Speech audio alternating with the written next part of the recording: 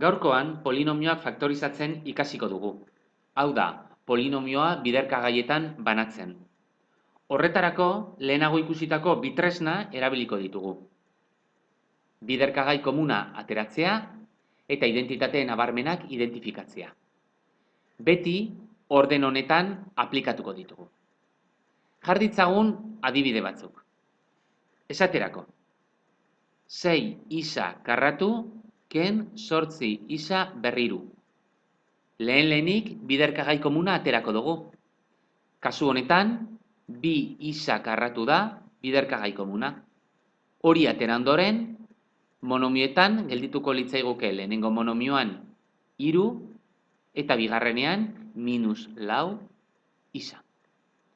Identitate nabarmena identifikatzerakoan, konturatuko gara hemen ez dagoela identitate nabarmenik. Beraz, polinomioa horrela geldituko litzateke faktorizatuta. Jar dezagun bigarren adibide bat.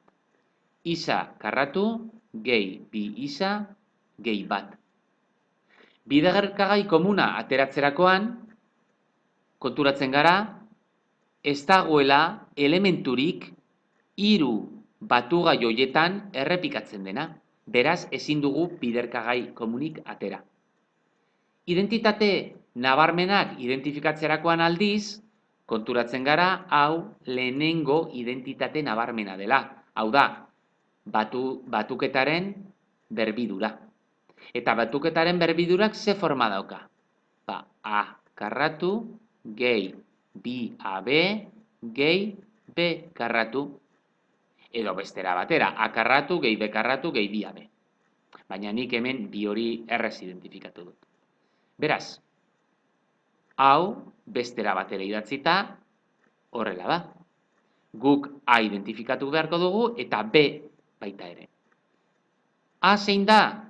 A isa da. Eta b zein da? B bat da. Beraz, identitate nabarmena identifikatu dugu.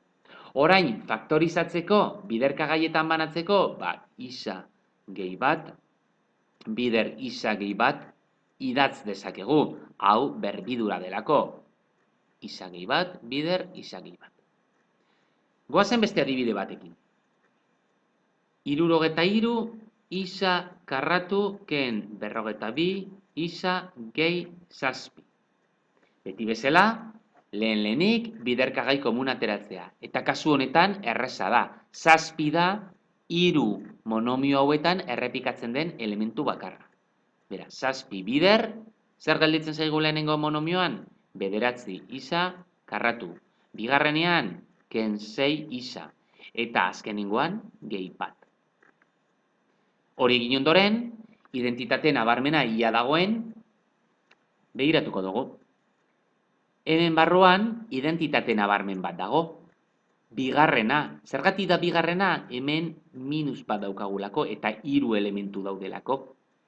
Egin beharko duguna da, identifikatzea zein den. Bigarren identitate nabarmenak forma hau du. Beraz, gure kasuan, idatzi beharko dugu, era honetara.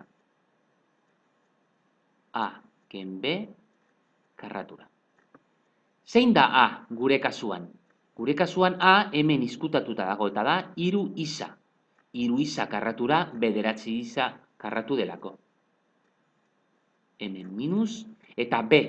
B zein da gure kasuan oso erreza da 1. Eta hau karratura. Faktorizatuta usteko, nahi baduzute, biderketa eran idatz dezakegu. Horrela egongo litzateke polinomioa guztiz faktorizatuta. Azkenengo adibide bat. 3 isa berriru ken 12 isa. Biderkagai komuna 3 isa izango litzateke. 3 isa denez, hemen isa karratu geldituko litzateke eta hemen -4. Identitate nabarmenak identifikatzerakoan, hau 3. identitate nabarmena da. Eta bestera batera idatzita, isa gehi 2 bider isa azken bi idatziko genuke. Konturatzen zarete hemen ere, guztiz faktorizatuta uzten dugula polinomioa. Orain zuen kontura, bi ariketa hauek. Bi kasuetan, bi polinomioak faktorizatzea, bi tresna hauek erabiliz.